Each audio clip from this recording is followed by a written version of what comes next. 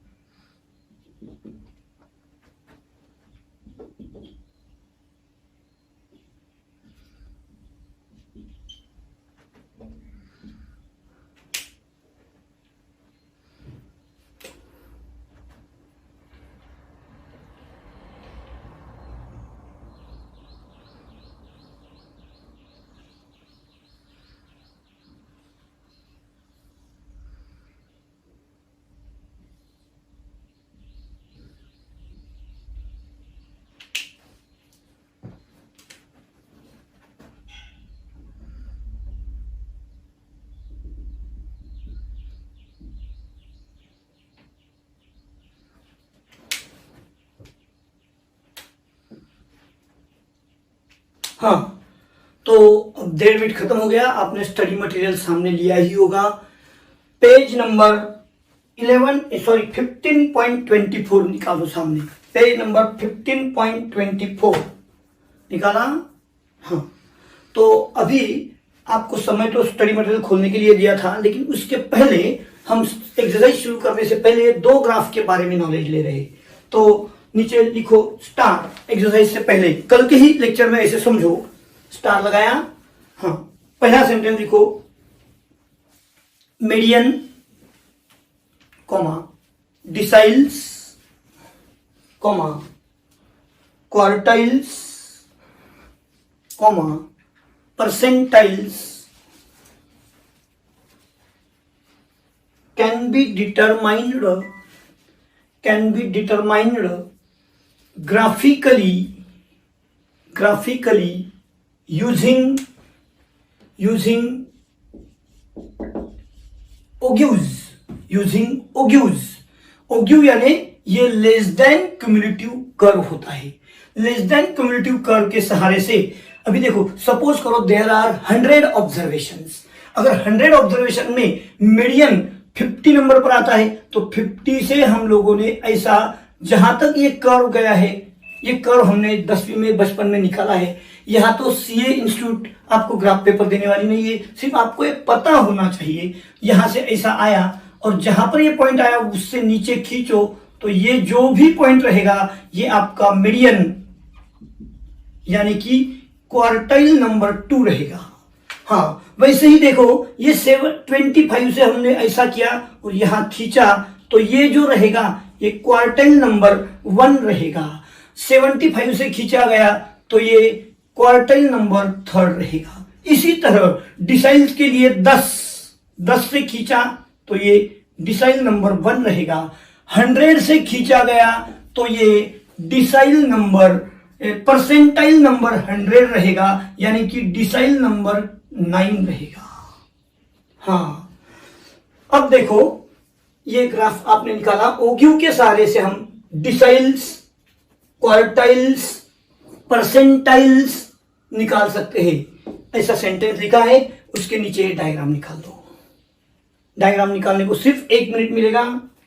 कोई scale प्रमाणबद्ध diagram मुझे नहीं चाहिए, रफ स्केल आपको सिर्फ करना है। कंसेप्ट क्लियर होना है कि ये ओक्यू के सहारे से हम डिसाइल्स, परसेंटाइल्स और क्या क्वार्टाइल्स, ये सभी चीजें ग्राफ के सहारे से निकाल सकते हैं।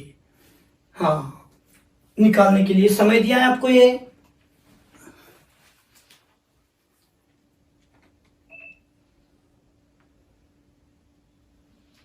हो गया?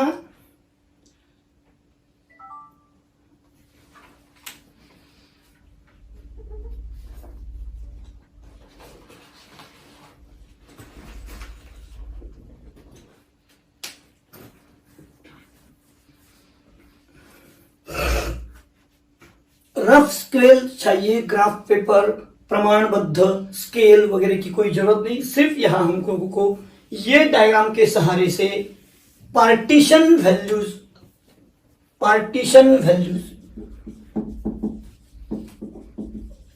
डिटरमिन होती है।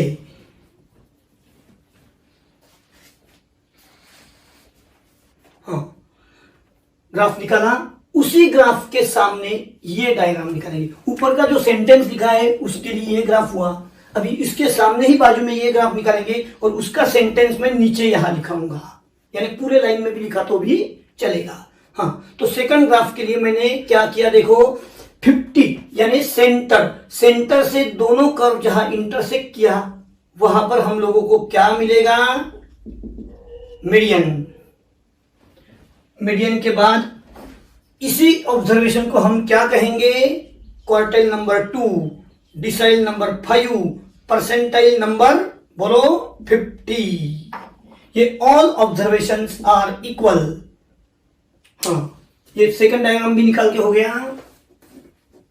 हाँ देखो, पहले ऊपर जो सेंटेंस लिखा था वही डायग्राम के लिए हुआ, डायग्राम के बाजू में डायग्राम आया। अब ये डायग्राम के लिए नीचे यहां से सेंटेंस चलेगा।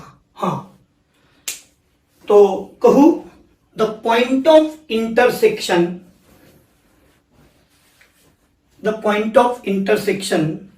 Of the less than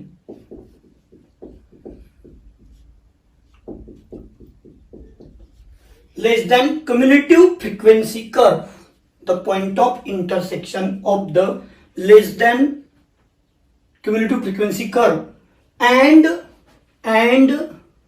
more than cumulative frequency curve,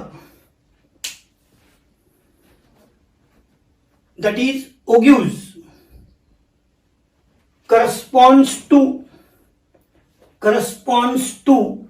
median,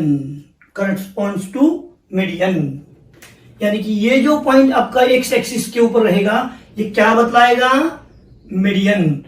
formula से तो मीडियन कैसे निकालते हैं हमने कल के लेक्चर में देखा, लेकिन ग्राफ के सहारे से दोनों कर्व लेस देन और मोर देन कर्व जहां पर भी इंटरसेक्ट होती है वाई एक्सिस से 50 यानी दोनों का सेंटर 100 ऑब्जर्वेशन हमने कंसीडर किए, तो सेंटर से इंटरसेक्ट जहां होती है वहां से नीचे आ जाओ तो वो डिस्ट्रीब्यूशन का आपको मीडियन ग्राफ के सहारे से मिल जाता है।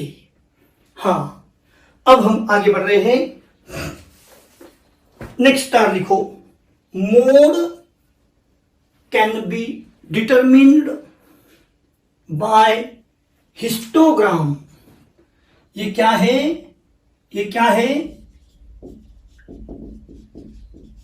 हाँ मालूम है क्या, हाँ 10वीं में था, बराबर। Mode can be determined by using histogram.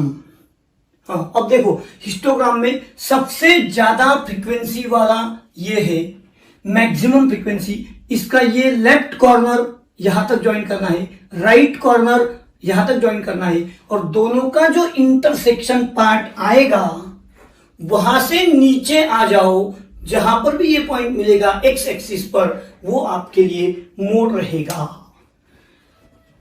हाँ, तो इसका मतलब क्या हुआ? क्या मतलब हुआ? Mean can not be find by graphical method. Mean लिखना है, लिखो, mean can not be find by graphical method but median by using ogures and mode by using histogram can be calculated from graphs, can be calculated from the graphs। हाँ, आपको वो complete करना है diagram.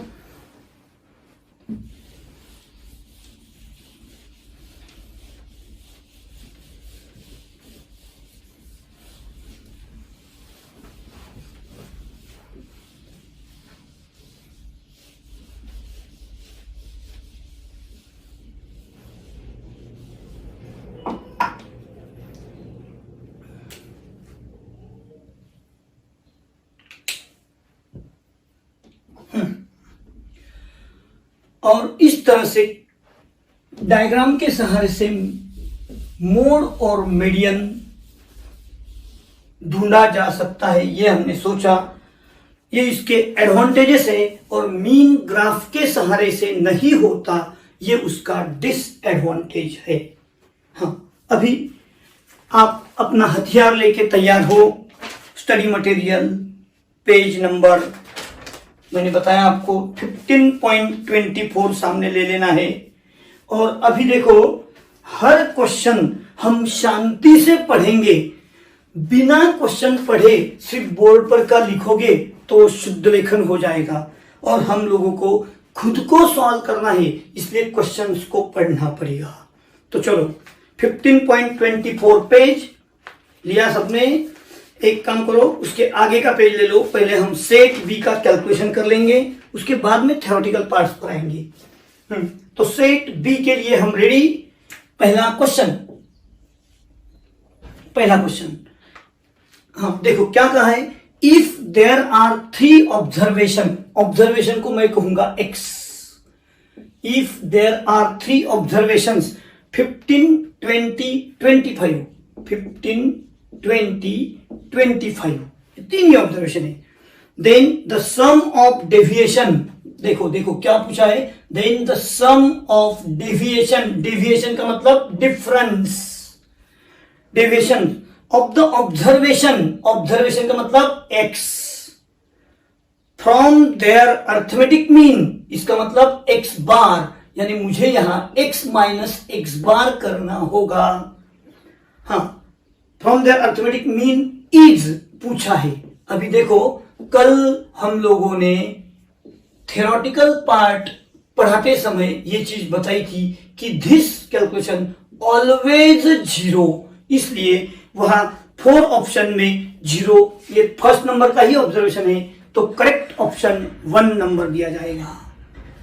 लेकिन फिर से एक बार try करेंगे हम पूरा कैलकुलेशन के साथ। अब ये आंसर तो मैंने लिख दिया पहले, लेकिन आपको प्रूव करवा देता हूं कि यहां पर मीन एक्स बार यानी समेशन एक्स अपॉन एन, 25 और 15 40, 20 60, 60 अपॉन 1 2 3, यानी क्या हो गया 20, ये एक्स बार बन गया। हम लोग अभी क्या करेंगे, यहां पर एक्स बार यानी 20 माइनस करेंगे, 15 माइनस 20 यानी क्या बन गया -5, 20 माइनस 20 क्या बन गया 0, 25 माइनस 20 क्या बन, बोलो 5, और टोटल आपके सामने है 0। ये पूरा प्रैक्टिकल करके मैंने अभी आपको बताया, लेकिन एग्जाम के समय में वो लोग बड़े होशियार होते हैं सीए वाले। यहाँ स्टडी मटेरियल में 3 ही ऑब्जर्वेशन दिए, मुझे सॉल्व करने में सिर्फ 1 मिनट लगा, लेकिन वहां उनको प्रिंट करने को लगता क्या है भाई, वहां वो 30 ऑब्जर्वेशंस दे देंगे। फिर क्या 30 ऑब्जर्वेशंस की कैलकुलेशन आप ऐसा करते बैठोगे? नहीं, फिर दोषी सर ने प्रॉपर्टी काय के लिए पढ़ाई कि 3 15 ऑब्जर्वेशन का अगर 0 आ रहा तो 30 ऑब्जर्वेशन का भी आंसर 0 आएगा। इसलिए एग्जाम के समय हम टाइम वेस्ट नहीं करेंगे। जो भी प्रूफ करके देखना था आज हमने क्लासरूम में करके देख लिया है। चलो राइट करने के लिए सिर्फ 1 मिनट।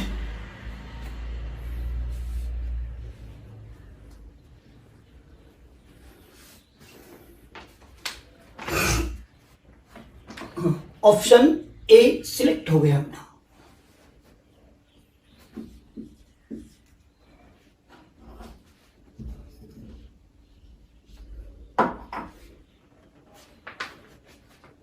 हो गया। हाँ, अब आजू बाजू में यहां पर क्या नॉलेज आपको यूज करना है, कल पढ़ाया था लेकिन फिर भी एक बार, समेशन एक्स माइनस, यहां एक्स बार यानी मीन के बदले एग्जाम में मीडियन पूछ सकते हैं, तो आपका आंसर वहां 0 नहीं आएगा। वहां पर आने वाला आंसर मिनिमम वैल्यू ऐसा हो सकता है। अल्सो नोट, हाँ मिनिमम वैल्यू हो सकता है। और तो और समेशन एक्स माइनस एक्स बार ये क्या है 0, और समेशन एक्स माइनस एक्स बार का स्क्वायर, समझो इनका मैंने स्क्वायर किया, x माइनस एक्स बार का स्क्वायर, तो यहां पर आने वाली ये टोटल भी मिनिमम वैल्यू रहेगा। मिनिमम वैल्यू रहेगा।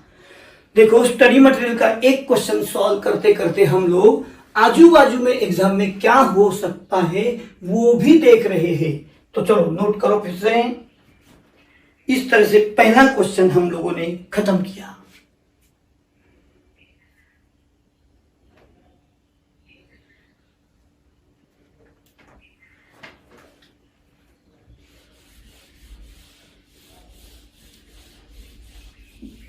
आप ये नोट कर रहे हैं। हाँ, जब मैं अल्सो करके लिखाऊंगा तो समझ लेना स्टडी मटेरियल से कुछ अलग दोषी सर ने एक्स्ट्रा नॉलेज दिया है आजू बाजू वाला, कि जो एग्जाम में पूछ सकते हैं। हाँ, क्वेश्चन नंबर 2 क्या कहा है देखो, what is the median for the following observation.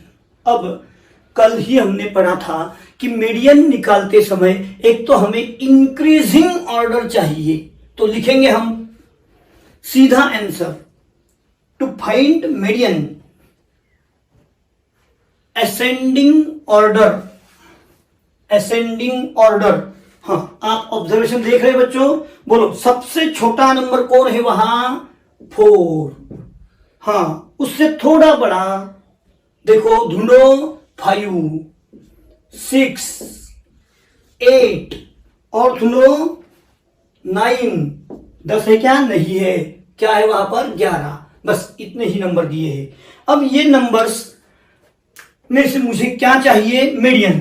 कल ही हमने फार्मूला लिखा था, मीडियन इक्वल टू क्या, बोलो याद करो, 3 और 3 6 ऑब्जर्वेशन है, तो मिडल में 2 नंबर आएंगे, तो हमने लिखा था मीन ऑफ मिडल ऑब्जर्वेशन। वो फार्मूला भी मैंने पढ़ाया था n/2 और n/2 + 1, लेकिन इतने छोटे नंबर है तो समझ जाता है, 2 इधर से छोड़े 2 इधर से छोड़े तो मिडल में 2 आते हैं, तो सीधा 6 + 8/2 14/2 यानी कि 7 है क्या ऑप्शन में देखो। हाँ, ऑप्शन बी लॉक किया जाए, लिखो मीडियन। हाँ, स्टडी मटेरियल में स्टार्टिंग के क्वेश्चन कुछ सिंपल इजी भी होते हैं। हो गया। हाँ, तुरंत नोट डाउन करो, क्वेश्चन लिखने की जरूरत नहीं है, हम क्वेश्चन स्टडी मटेरियल से पढ़ेंगे। स्टडी करते समय भी हम स्टडी मटेरियल और नोटबुक साथ में लेके ही बैठेंगे। क्वेश्चन उधर से पढ़ के आंसर नोटबुक से पढ़ेंगे। एग्जाम के समय स्टडी मटेरियल पर कोई ऐसा मार्किंग नहीं करेगा बी, यानी कि फिर सेकंड टाइम पढ़ते समय अपना ख्याल उधर ही जाता है। चलो हो गया। क्वेश्चन नंबर 3 क्या पूछा है, what is the model value for the numbers. अभी मॉडल वैल्यू के लिए पहले ऑब्जर्वेशंस लिखो। ऑब्जर्वेशंस क्या क्या दिया है वहां? हाँ, अभी यहां इंक्रीजिंग ऑर्डर की जरूरत नहीं होती है, तो लिखेंगे 5, 8, 6, 4, 10, 15, मेरे साथ नोट कर रहे हैं आप, 18। अरे भाई इसमें कोई थोड़ी मैं एक्सप्लेनिंग कर रहा हूं, ये तो दिया हुआ डाटा है। 10। हाँ, अब एक्सप्लेन करने जा रहा हूं मैं। देखो यहां पर ये 10 और ये 10, 2 बार 10 रिपीट हुआ, और कल के लेक्चर में हमने लिखा था मोड किसको बोलते हैं? Maximum repeated value. Repeated value कौन है वो? 10, इसलिए मोड बन गया 10 है क्या वहां पर? हाँ, तो बी ऑप्शन लॉक किया जाए। बहुत सिंपल है नहीं क्या? हाँ,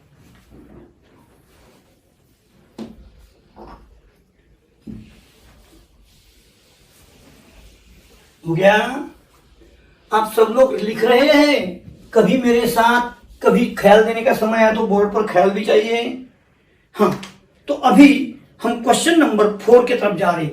धीरे धीरे धीरे हमने कल परसों 2 लेक्चर में जितना भी थ्योरेटिकल नॉलेज लिया है, सभी फार्मूले यहां यूज होने वाले हैं। तो अभी क्या पूछा है? What is the geometric mean? What is the geometric mean? हाँ, मुझे याद आ गया ना, आपको नहीं याद? What is the geometric mean of 8, 24, 40? क्या क्या क्या? 8, 24 और 40, इसका क्या पूछा है? Geometric mean. अब ज्योमेट्रिक मीन पूछा है तो मुझे फॉर्मूला ऐसा है 1, 2, 3, इसलिए क्यूब रूट, और इसका ज्योमेट्रिक मीन निकालना है। अब क्यूब रूट निकालना है तो मैंने सोचा कि ये 8 इंटू 3, 8 इंटू 5, तो क्यूब रूट 8 क्यूब इंटू क्या बचा भाई? 3 और 5, 15। अब देखो क्या होने वाला है? 8/3 कट जाएगा और 8 तो बाहर आ गया। Cube root 15, cube root 15, 8 cube root 15। देखो तो वहां ऑप्शन में, हाँ सर है, 3rd नंबर का। हाँ, वहां क्यूब रूट प्रिंट नहीं हुआ है क्या? तो कर लो, रह गया है ऑप्शन सी लॉक किया जाए, क्यूब रूट ज्योमेट्रिकल मीन। हाँ, तो हो गया बच्चों। हाँ, तो यहां मैं आपको एक नई चीज बताने वाला हूं। अगर दिए हुए नंबर्स ज्योमेट्रिकल प्रोग्रेशन में होंगे, जैसे कि 4, 8, 16, 32, 64, ये नंबर्स देखो ज्योमेट्रिकल प्रोग्रेशन में है, और इनका अगर मुझे ज्योमेट्रिक मीन पूछा तो ज्योमेट्रिक मीन इक्वल टू, मैं अंडर रूट करके इनका सबका प्रोडक्ट, और यह 1, 2, 3, 4, 5 है। तो ऐसे समय में इस ढंग से मैं कैलकुलेशन करने में समय वेस्ट नहीं करूंगा, सीधा मिडल नंबर 16 ये मेरा ज्योमेट्रिक मीन हो जाएगा। आप इस ढंग से लगे तो कैलकुलेशन करके देखना, आपको 16 ही मिलेगा मिडल नंबर। तो रहेगा ख्याल में अभी? हाँ, तो चलो एक काम करते हैं, मैं और एक एग्जांपल ज्योमेट्रिक मीन का आपसे करवाना चाहता हूं। ये लिखा मैंने, हाँ, मिडल नंबर। क्या नंबर लिए थे मैंने? 4 लिखो, 4, 8, 16, 32, 64। तो ज्योमेट्रिक मीन इक्वल टू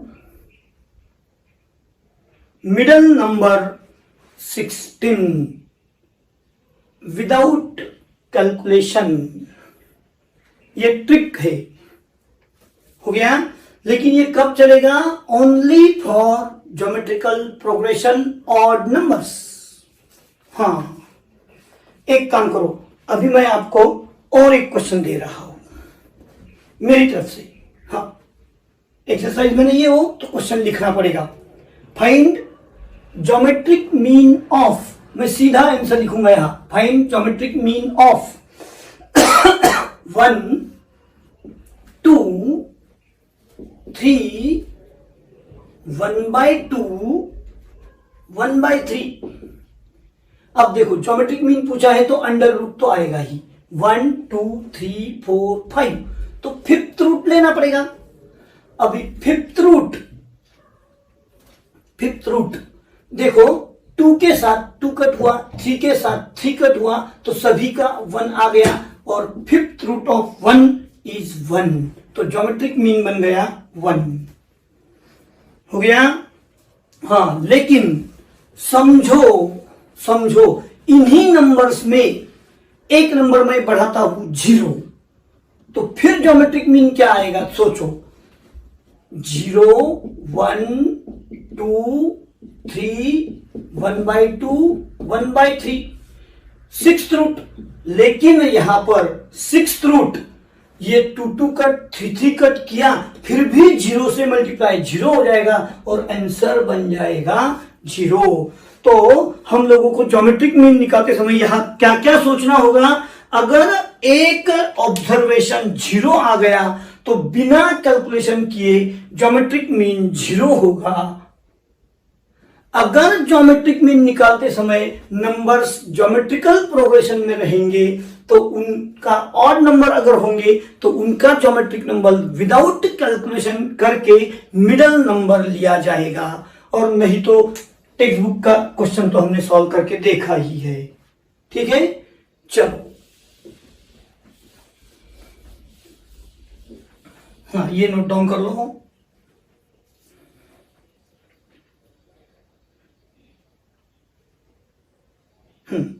अपना स्टडी मटेरियल का फिफ्थ क्वेश्चन हम पढ़ेंगे।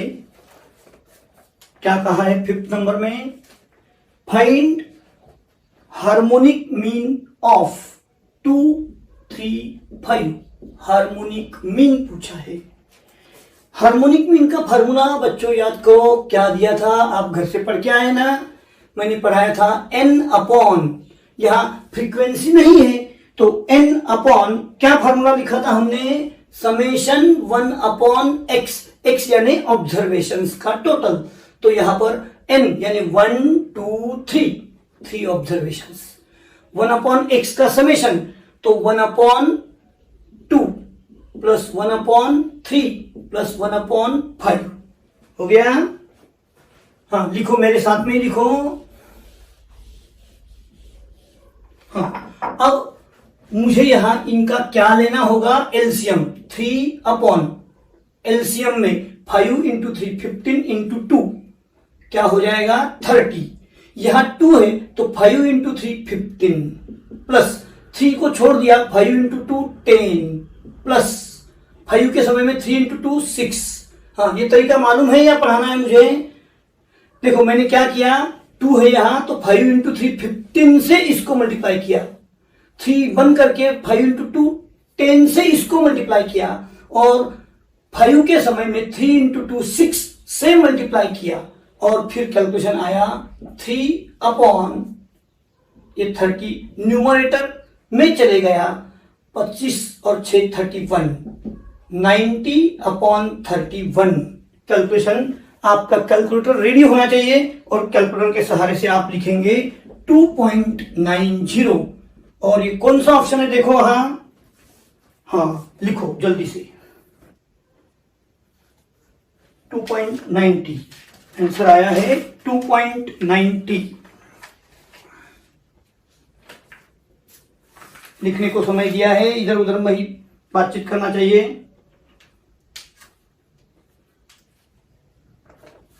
हो गया हार्मोनिक मीन। अब मैं देखो यहां आपको फिर से आपका एलसीएम निकालने का तरीका कैसा रहा वो बता देता हूं। ये तीनों का प्रोडक्ट लिया 30, यहां 2 लिखने के बाद मुझे यहां कैसे मल्टीप्लाई करना पड़ेगा 15। 15 इंटू 2 30 होता है। देखो 3 इंटू बोलो 10 30 होता है। 5 इंटू 6 30 होता है। इसके लिए 15 से इसको मल्टीप्लाई, 10 से उसको मल्टीप्लाई और 6 से इसको मल्टीप्लाई करके यहां लिखा गया तो भी चलेगा। कैलकुलेशन करने का आपको बचपन के टीचर ने जो भी तरीका पढ़ाया होगा उस ढंग से तैयार करो और एलसीएम लेके, कैलकुलेटर भी आपके साथ है, 2.90 आंसर आना चाहिए। ये क्वेश्चन नंबर 5 हमने कंप्लीट किया। कौन सा ऑप्शन है वहां पर? सी ऑप्शन लॉक किया जाए। हाँ, मुझे बुक्स में ऑप्शन नंबर क्या है वो देखना ही पड़ेगा। चलो, हाँ, अब यहां मैं और एक क्वेश्चन आपको मेरी तरफ से करवा रहा हूं। तो लिखो, find harmonic mean. Find harmonic mean 1/2, 1/4, 1/5, 1/6, 1/8। हाँ बच्चे, ऐसा मेरे तरफ देख रहे कि बुक्स में सिंपल दिया है और यहां तो सर ने ऐसा लिख दिया। हाँ, तो मैं पढ़ाना, मेरा पढ़ाना ऐसा ही रहेगा। सीए एग्जाम की लेवल, स्टडी मटेरियल में कहीं कहीं सिंपल क्वेश्चन रहते हैं और एग्जाम में इस तरह से दिखाई देता है। क्वेश्चन देख के डरो मत। देखो, harmonic mean equal to n upon summation 1/x। अब देखो, n 1 2 3 4 5 अपॉन समेशन 1/x यानी 1/1/2। देखो यहां का x ये है, x यानी 1/2 है, plus 1/1/4 plus 1/1/5 plus 1/1/6 plus 1/1/8। Sleeveless नहीं चलता यहां, मैथ्स में कहीं फैशन करते हैं, पूरा फिटिंग में कपड़े पहनो। और तो तू तो लड़का है ना, लड़कियों ने किया तो चलता था।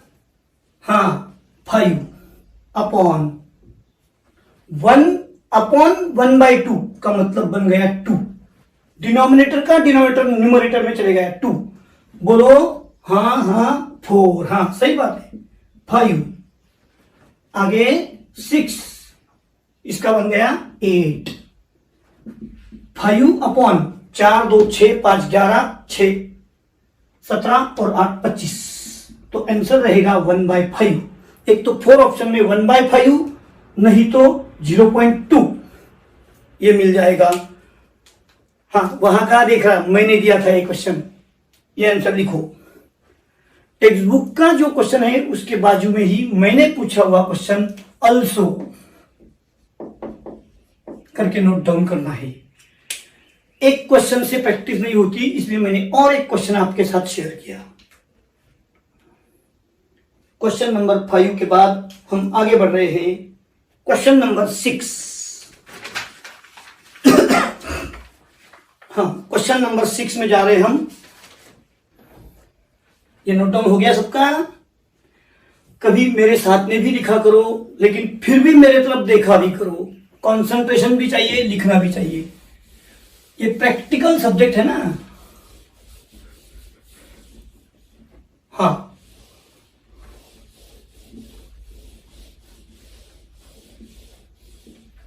तो चलो आगे हम बढ़ रहे हैं क्वेश्चन नंबर 6 की तरफ। देखो, अपना स्पीड बहुत कम हो रहा है। इंस्टीट्यूट का तो 3 घंटे में 100 क्वेश्चन सॉल्व करना है, यानी 1 घंटे में 33 क्वेश्चन होना चाहिए। तो चलो 6 नंबर का क्वेश्चन क्या कहा है, देखो। क्वेश्चन पढ़ना बहुत जरूरी है। चलो यहां स्पीड कम भी हुआ तो चलेगा, क्योंकि हम यहां अंडरस्टैंड कर रहे हैं। If the arithmetic mean and geometric mean of 2 numbers are 6.50 and 6 respectively.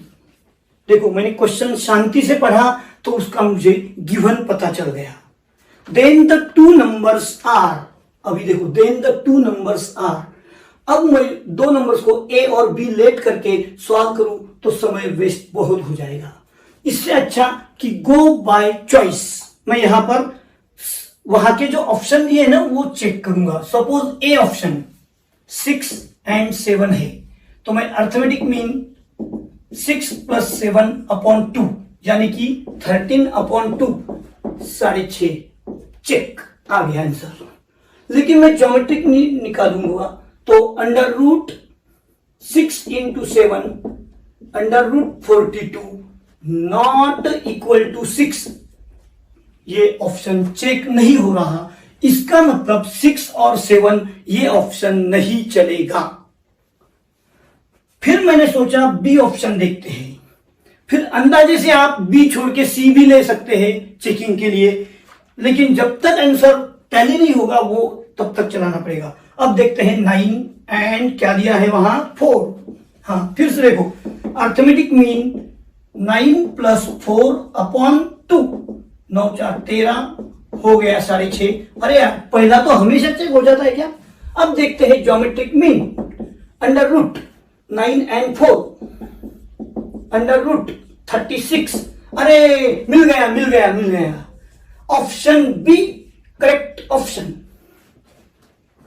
हाँ, अभी आप सीधा ये लिखोगे नहीं, पहले ए भी लिखो, बताओ कि एक टैली हो गया दूसरा टैली नहीं हुआ, इसलिए हमने ऑप्शन बी चॉइस के लिया।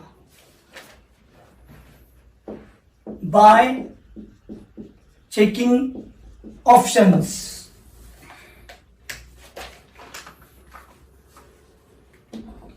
हाँ, आपको यह भी निर्णय लेना आना चाहिए कि कभी कभी आंसर हमारे सामने पड़े हैं तो बाय चेकिंग से भी आंसर मिल जाता है। आप लिख रहे हैं?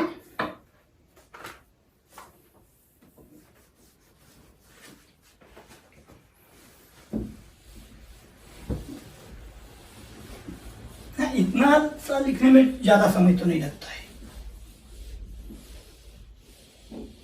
और कभी कभी मैंने मिटा भी दिया तो जगह छोड़ दो, घर पे जाके भी याद कर सकते हैं ना और कंप्लीट कर सकते हैं। ये प्रैक्टिकल सब्जेक्ट है, पूरा देख के भी तो लिखना नहीं चाहिए ना। हाँ, क्वेश्चन नंबर 7। क्वेश्चन नंबर 7 में हम जा रहे हैं। If the arithmetic mean and harmonic mean, देखो क्या कहा, arithmetic mean and harmonic mean, ऐसी जगह छोड़ के थोड़ा लिखना चाहिए।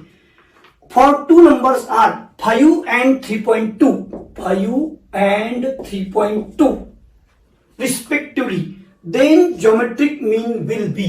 अब देखो ज्योमेट्रिक मीन, अगर ये दोनों का आंसर सेम होता तो ज्योमेट्रिक मीन भी मैं वही सेम नंबर लिखा लेता, लेकिन अभी ज्योमेट्रिक मीन पूछा है तो कल दोषी सर ने पढ़ाया था geometric mean equal to under root arithmetic mean into harmonic mean. हाँ, कैलकुलेटर साथ में ही चाहिए आपके। 5 इंटू 3.2, मैं तो यहां कर लूंगा अंडर रूट 16 यानी कि 4, तो ज्योमेट्रिक मीन बन जाएगा 4। है क्या वहां ऑप्शन में? हाँ सर, ऑप्शन सी लॉक किया जाए। देखो पूरा सिलेबस कवर करते समय मैं पूरी स्टडी मटेरियल की एक्सरसाइज आपसे सॉल्व करवाऊंगा। बाहर के बुक्स की एक्सरसाइज सॉल्व करने में कोई मजा नहीं, क्योंकि इंस्टीट्यूट क्यों चांस देगा बाहर के प्रकाशन वालों को पैसा कमाने का। उन्होंने जो सिलेबस रखा है उसके सहारे से ही पेपर निकाला जाएगा। तो सबसे इंपॉर्टेंट चीज अगर कुछ होगी तो आपका स्टडी मटेरियल का स्टडी करना। स्टडी मटेरियल के स्टडी से ही हम जाएंगे। हाँ, हो सकता है स्टडी मटेरियल का क्वेश्चन थोड़ा बहुत चेंज करके, लेकिन थोड़ा बहुत चेंज करके उसको पकड़ के ही क्वेश्चन तैयार किया जाएगा। आउट ऑफ सिलेबस कभी क्वेश्चन नहीं होता। डिफिकल्ट लेवल तैयार करते समय भी यह ख्याल रखा जाता है पेपर्स निकालने वालों के सामने स्टडी मटेरियल ही दिया जाता है।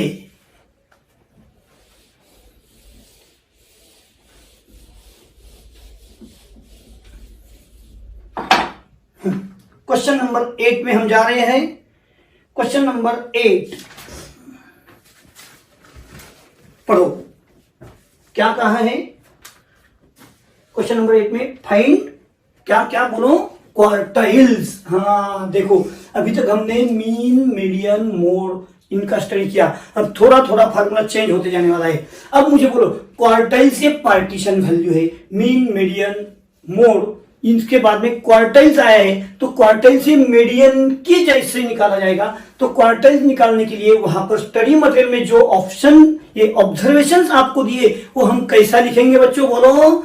या तो इंक्रीजिंग ऑर्डर, नहीं तो डिक्रीजिंग ऑर्डर। तो सबसे पहले लिखो to find quartiles, to find quartiles comma ascending order, ascending order. हाँ, अब स्टडी मटेरियल में देखो सबसे छोटा नंबर 10, उसके बाद में कहो 12, अरे रुकना, थोड़ा शांति से लेना। हाँ ले 15, 16, हाँ आगे बढ़ो, कौन है 18, 20। ये नंबर्स कहां से लिए जा रहे हैं? जिनके पास स्टडी मटेरियल नहीं है, क्वेश्चन में दिए हैं, हम सिर्फ उनको अरेंज कर रहे हैं इंक्रीजिंग ऑर्डर। 20 के बाद कौन आ रहा है वहां पर देखो 23। बोले सर 21 क्यों नहीं? अरे वहां दिया नहीं तो मैं क्या करूं? 23 बाद में कौन है 28। हाँ वहां के नंबर काउंट करो, यहां मेरे 8 आए हैं, वहां कितने 9 है क्या है? फिर कोई रह गया होगा, नहीं 8 ही है। हाँ फिर ठीक है, ऐसा दोनों जगह के काउंट कर लेना चाहिए। कभी कभी क्या होता है, कोई छूट जाता है या तो कोई डबल हो जाता है। हाँ लिखा मेरे साथ में। अब मुझे बोलो ये नंबर्स कितने हैं? 8 नंबर्स है। हाँ 8 नंबर्स है ना। अभी देखो Q1 equal to value of, Q1 पूछा है ना। हाँ Q1 equal to value of 1 into, कल फार्मूला पढ़े थे हम लोग, n+1 अपॉन 4 या 10 या 100। क्वार्टाइल्स है तो 4।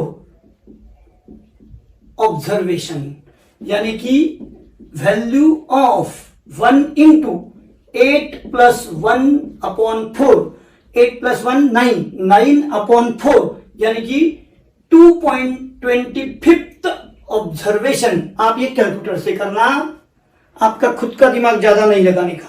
2.25 ऑब्जर्वेशन। अब एग्जाम में देखो आप बिना फार्मूला लिखा डायरेक्टली ये स्टेप से लिख सकते हो। फिर मैं इतना बढ़िया क्यों लिखा के दे रहा हूं? अरे भाई एग्जाम के दिन टेक्स्ट बुक पढ़ेगा, नोटबुक पढ़ेगा, तब जाके वहां करेगा ना तू डायरेक्टली। हाँ तो 2.25 ऑब्जर्वेशन का कैसा रहेगा, थोड़ा शांति से यहां देखना अभी। हाँ यहां पर ऐसा 2 ब्रैकेट कर लेने का, वैल्यू ऑफ सेकंड ऑब्जर्वेशन, ये देखो ये 2 यानी सेकंड ऑब्जर्वेशन, प्लस 0.25, ये 0.25, यहां 75 आता तो मैं 75 ले लेता। अब ये 0.25 कहां का है रे भाई? ये 0.25 2 के बाद और 3 के पहले, इसलिए value of third minus value of second observation. अब value of second observation, first ये है सेकंड, सबको ये सेकंड और ये कौन है थर्ड। इनको मैं थोड़ा, हाँ तो इनको यहां से नीचे खींचना है। बोलो वैल्यू ऑफ सेकंड कौन आएगा? 12 प्लस 0.25। थर्ड नंबर कौन है? 15 माइनस सेकंड नंबर 12। हाँ सबके बात समझ में आ रही है? 12 प्लस 0.75 और बन गया 12.75। अब यहां 12.75 ऑप्शन में है क्या देखो जरा। हाँ अगर यहां पर ये पॉइंटेड यानी कि इन फ्रैक्शन नहीं आता, सिर्फ 2 आ जाता, तो मैं सीधा सेकंड ऑब्जर्वेशन 12 लिख लेता। लेकिन जब फ्रैक्शन में आया है तो 2 के बाद 3 तक का 0.25 कैसे मिलाने का ये मेथड ख्याल में लेना। लिखो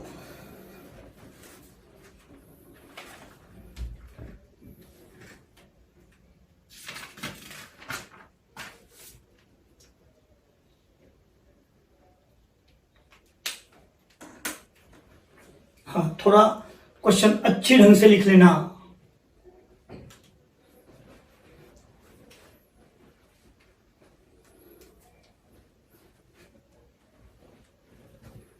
बहुत ही धीरे चल रहा है आज का लेक्चर, थोड़ा टाइम ज्यादा रुकना पड़ेगा।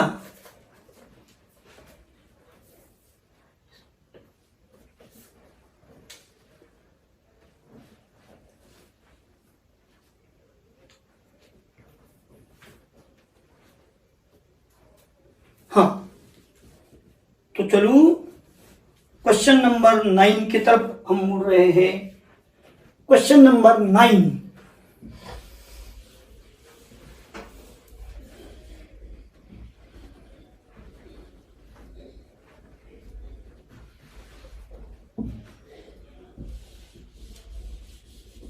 हाँ क्या है क्वेश्चन नंबर 9 में क्या पूछा है? डिसाइल्स। हाँ, तो डिसाइल्स भी तो क्वार्टाइल्स का ही टाइप है भैया, उसके लिए भी हमको इंक्रीजिंग ऑर्डर में नंबर्स लिखना होगा। तो स्टडी मटेरियल में पढ़ो, सबसे पहले लिखो to find deciles comma ascending order. हाँ, अब बोलो नंबर्स में असेंडिंग ऑर्डर कौन है? सबसे छोटा 9, बोलते जाओ आगे 10, 11, अरे लिखो भी ना, इतना क्या देखने जैसा है उसमें, 12, 15, बाद में कौन है वहां, 18, 20 और 25, 1 2 3 4 5 6 7 8 नंबर्स। हाँ, और पूछा क्या है? डिसाइल्स पूछा है, इसलिए मुझे क्या क्या चेंजेस करना पड़ेगा वो अब हम देखेंगे। तो देखो डिसाइल नंबर कौन सा पूछा है रे? मैं चेंजेस सिर्फ मिटा रहा हूं यहां पर।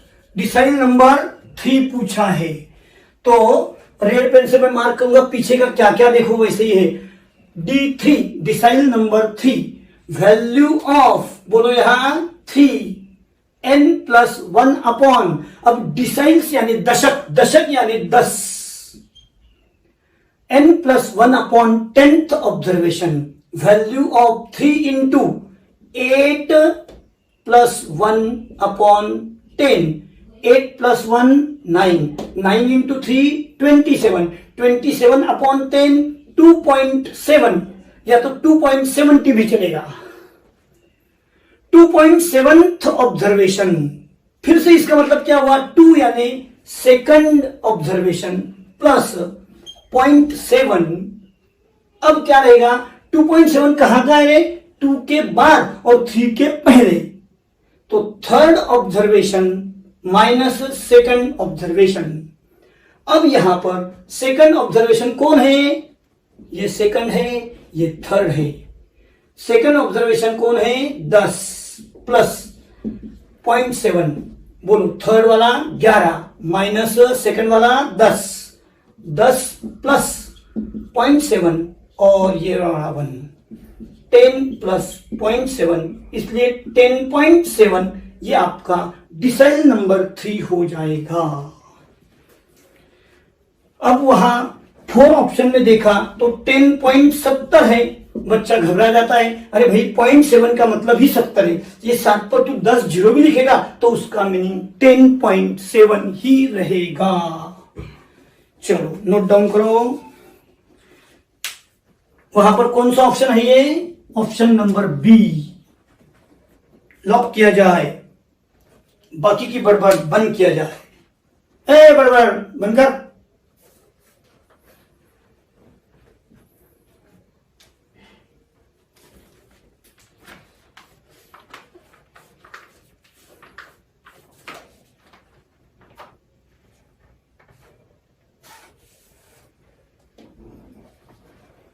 देखो कभी कभी मैं बोर्ड पर वहां के वहां अलग इंक से अलग क्वेश्चन लिख सकता हूं आपका समय बचाने के लिए, लेकिन आप मेरा समय मत बचाना, आप पूरा नोट डाउन फिर से करो।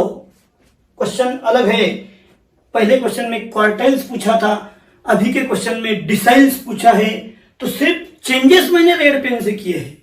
हाँ, तो चलो ठीक है, कोई बात नहीं, आज एक्सरसाइज नहीं खत्म हुई तो कल का लेक्चर और ले लेंगे। जल्दबाजी नहीं करेंगे, शांति से सिलेबस को पढ़ेंगे।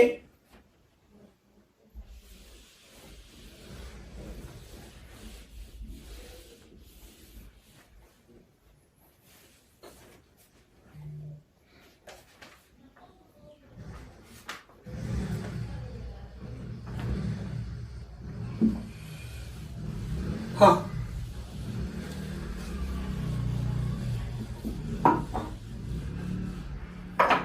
क्वेश्चन नंबर 10 में हम जा रहे हैं। देखो भाई, अभी क्वेश्चन नंबर 10 में देखो, यहां पर एक्सरसाइज है ना, बहुत शॉर्टकट क्या है, हर तरह का एक ही क्वेश्चन लिखा है। इसका मतलब ये होता है कि हम लोगों को और एक्स्ट्रा प्रैक्टिस भी थोड़ी करनी पड़ेगी। फिर सर आपने तो कहा बाहर के बुक्स कोई खरीदना नहीं। हाँ, तो मैं वही सही बोल रहा हूं। सिर्फ मैं आपको ये कहूंगा कि बाहर से मैं आपको नया बुक मेरी तरफ से आपको स्कैनर में देने वाला हूं। तो वो स्कैनर क्या होता है, पिछले सालों के सभी क्वेश्चन पेपर के क्वेश्चन उसमें ऐड किए हैं। उसके सहारे से हम एक्स्ट्रा प्रैक्टिस बढ़ाएंगे, यानी कि एग्जाम का लेवल हमारे दिमाग में फिट होगा कि सिलेबस में हमने क्या पढ़ा, एग्जाम में चेंजेस कैसे होते हैं और क्या पूछा जाता है। वो प्रैक्टिस हम स्कैनर के सहारे से घर पे करेंगे। और फिर उसके बाद में डोसिस क्लास में मेरा एग्जाम रहेगा। वो एग्जाम आप देंगे और खुद का स्टडी चेक करेंगे। हाँ, जब तक आप मेरा एग्जाम नहीं दोगे तो आपको कैसे ख्याल में आएगा कि मेरा स्टडी कितना हुआ है। हाँ, चलो अपना आगे का क्वेश्चन शुरू करते हैं। क्वेश्चन नंबर 10 पढ़ना पड़ेगा भाई। क्वेश्चन अच्छी तरह से पढ़ना बहुत इंपॉर्टेंट है। अगर दिमाग में क्वेश्चन फिट हुआ तो अपने आप फार्मूला सामने आ जाता है। If there are two groups, हाँ देखो मैंने इतना ही पढ़ा, देयर आर टू ग्रुप्स, तो मेरे दिमाग में वो कंबाइंड मीन आ गया। Combined mean X combined n1 x1 bar plus n2 x2 bar upon n1 plus n2। ये फार्मूला कल मैंने पढ़ाया था आपको। अब देखो मैं क्वेश्चन पढ़ते समय, if there are two groups containing 30 and 20 observation, 30 and 20 observations, तो मैंने यहां 30 और यहां 20 ऑब्जर्वेशंस लिख दिए। आगे मैं पढ़ रहा हूं, having 50 and 60 as arithmetic means, 50 and 60 arithmetic means, तो यहां बन गया ये 1500 प्लस 1200 अपॉन 50, 15 और 10 25, 27 50, जीरो कट हो गया। तो अब यहां मुझे इसका आंसर निकालना होगा, वो आएगा 54। कैलकुलेटर चलाना है यहां आपको यहां पर कैलकुलेटर चलाना है। हाँ, चलाया कैलकुलेटर आपने और आंसर मिल गया।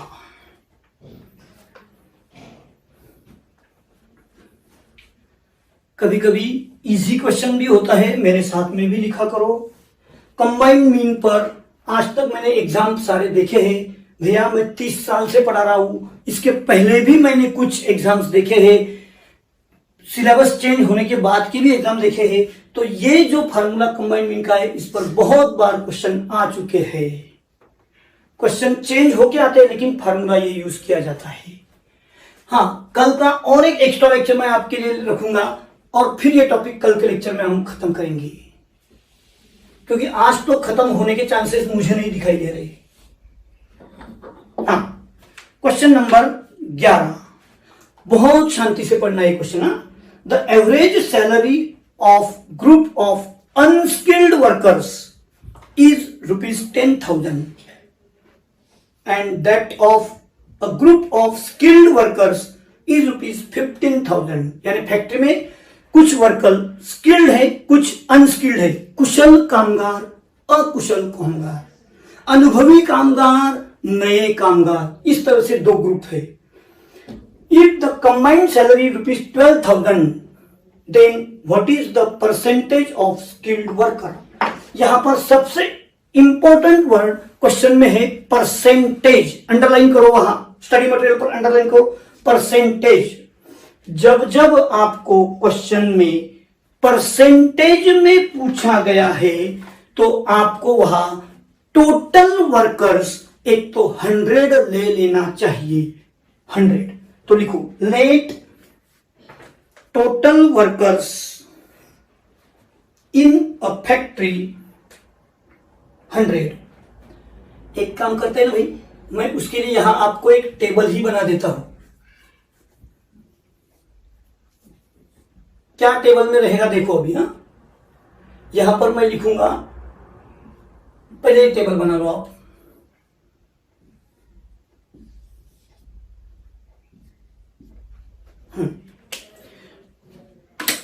मेरे साथ आप भी ड्रॉ कर लो पहले, मैं बाद में एक्सप्लेन करता हूं।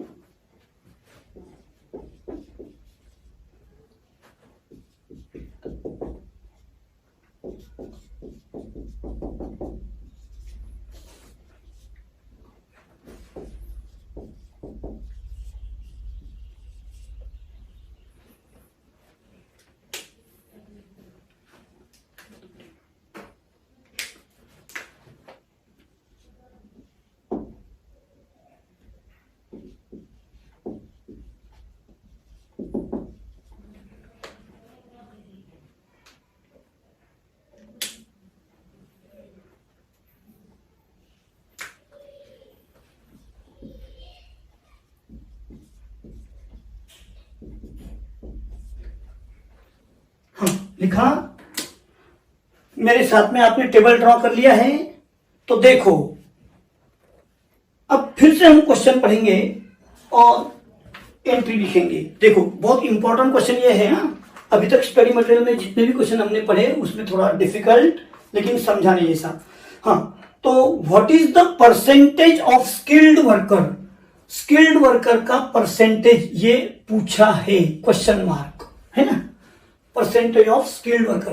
तो मैंने कंबाइंड ग्रुप में नंबर ऑफ वर्कर्स 100 लेट किए हैं कि नहीं। हाँ, अब पढ़ेंगे हम the average salary of group of unskilled workers is ₹10,000। Unskilled workers का कितना सैलरी दिया है? 10,000। और and that of group of skilled worker is 15,000। Skilled workers का 15,000 दिया है। If combined salary is ₹12,000, combined में क्या लिखूं मैं? 12,000। बोलो पढ़ के ये पहले दिमाग में आया क्या? What is the percentage of skilled worker. अब स्किल्ड वर्कर को सपोज करो मैं लेट N1 करूंगा तो अपने आप 100 में से N1 माइनस होके 100 माइनस N1 ये बन जाएगा आपका N2। हाँ बोलो ये क्या है फिर? X1 bar, X2 bar, X combined.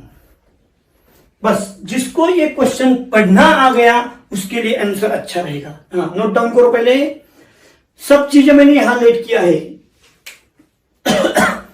Number of workers के बारे में 100 क्यों लिया भैया? लिखते समय सुनते भी रहो, क्योंकि क्वेश्चन में परसेंटेज ऑफ स्किल्ड वर्कर पूछा था, इसलिए मैंने टोटल कंबाइंड दोनों ग्रुप के वर्कर्स मिला के 100 लिए, यानी 100 ये स्किल्ड और अनस्किल्ड है।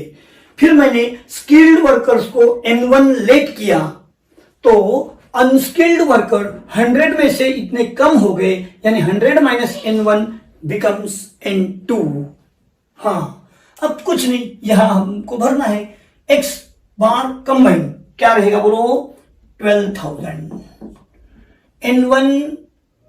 N1 ही रहेगा। X1 बार 15,000। सबका ख्याल है मेरे ऊपर? N2 के जगह पर आएगा 100 माइनस N1 और इंटू बोलो 10,000। X2 बार ये नीचे है अपॉन बोलो क्या रहेगा? N1 plus N2। एक तो N1 प्लस 100 माइनस N1, नहीं तो सीधा 100 भी लिख सकते हैं हम। हो गया। अब देखो 15,000 N1 प्लस ये 10,000 इंटू 100 के 2 जीरो माइनस 10,000 N1 उसी समय में 12,000, ये 100 गया इधर। अब क्या हो जाएगा देखो, 15,000 माइनस 10,000, 5,001, ये 12 लाख प्लस 10 लाख। अभी देखो 5,001 equal to 12 lakh minus 10 lakh, क्या बन गया, 2 लाख। और N1 equal to 2 lakh upon 5,000। 2 lakh upon 5,000 करने के बाद में मुझे क्या करना चाहिए बोलो, 5 से इसको 540 हो जाएगा, क्योंकि 3 जीरो यहाँ के 3 जीरो यहाँ के कम हो गए। 5 4 20 और 0 40। N1 ये 40 आया परसेंट में, क्योंकि हमने लेट किया 100, तो आंसर सीधा सेंट मार के आया 40%।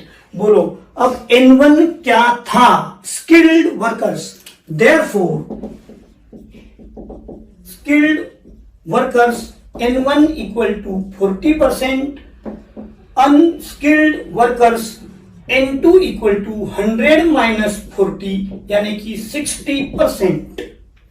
आपको क्या पूछा है देखो, अभी क्वेश्चन पढ़ो। हाँ, स्किल्ड वर्कर्स पूछा है, तो क्या आंसर आएगा, 40%। एग्जाम में हो सकता है अनस्किल्ड भी पूछा जाएगा। हाँ, तो अनस्किल्ड का आंसर रहेगा 60। क्या होता है कभी कभी स्किल्ड वर्कर अनस्किल्ड वर्कर, नहीं क्या सबने परसेंटेज को अंडरलाइन करवाया था और आंसर अपना 40 आया था। और एग्जाम में क्या होता है बच्चों, स्किल्ड के जगह पर अनस्किल्ड पूछ लेते हैं और आंसर 60% होता है। बच्चे को स्टडी मटेरियल का आंसर 40 याद आके वो पूरा वो क्वेश्चन को बिंदिया लगा के घर आ जाता है। तो ऐसी बात न करना, बिंदिया लगा के रखना, ऐसा कुछ मत करना। वहां पर कोई भी क्वेश्चन को अंदाजे से मत करो, एक वर्ड भी आपका आंसर चेंज करके दे सकता है। लिखो, नोट करो, सीधा सीधा नोट करो। अभी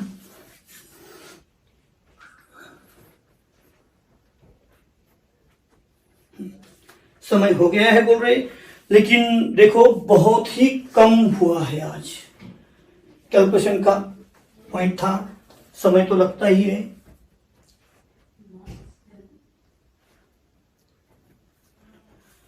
हाँ, कैमरामैन से सूचना आई है कि और 10 मिनट में खत्म करो आज का लेक्चर। अरे हाँ भाई, तुझे क्या इतनी जल्दी है, बच्चे सुनने को तैयार और तुझे जल्दी हो रही। थोड़ा रुक, 10 मिनट और 2 क्वेश्चन होने दे।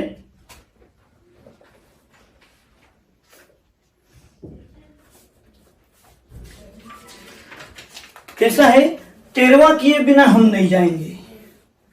हाँ हाँ, थोड़ा फास्ट लिखो।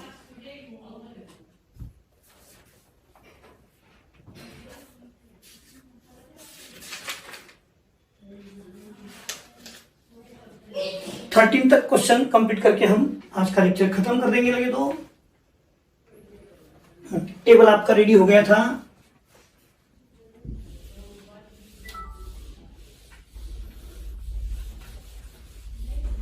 और 2 क्वेश्चन हम करेंगे और फिर आज का लेक्चर खत्म हो जाएगा।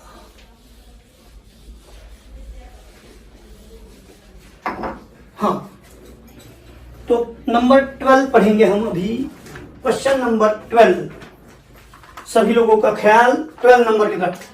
If there are 2 groups with 75 and 65 as harmonic means, 75 और 65 ये क्या है, हार्मोनिक मीन्स, यानी H1 H2 आगे, एंड कंटेनिंग 15 एंड 13 ऑब्जर्वेशंस, यानी कि N1 है और N2 दिया है। कितना कितना दिया है, 15 and 13 observations. Then combined harmonic mean is, अब देखो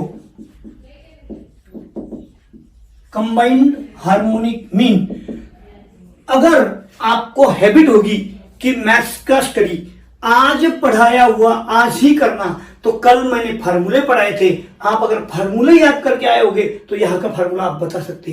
क्या है फार्मूला?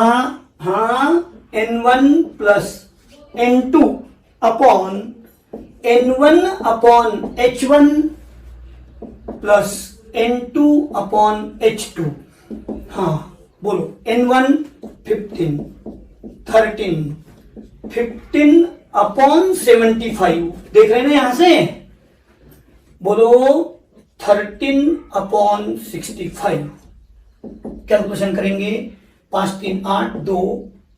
हाँ अभी यहां क्या होगा? 1 अपॉन 5, 15 5 जा 75, 13 5 65, 1 अपॉन 5 तो रहेगा 28, 5 1 प्लस 1 2। अब क्या हो जाएगा? 28 इंटू 5 अपॉन 2, यानी कि क्या? 14 इंटू 5 70 है क्या रे? देखो ऑप्शन में है क्या 70? हाँ हाँ, option C lock, harmonic mean. Combined harmonic mean हमने ढूंढा है।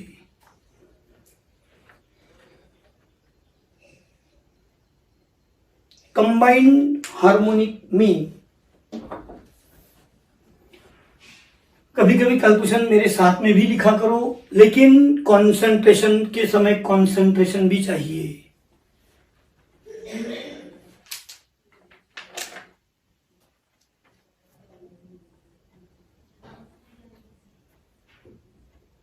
हाँ खत्म करो। आज का आखिरी क्वेश्चन,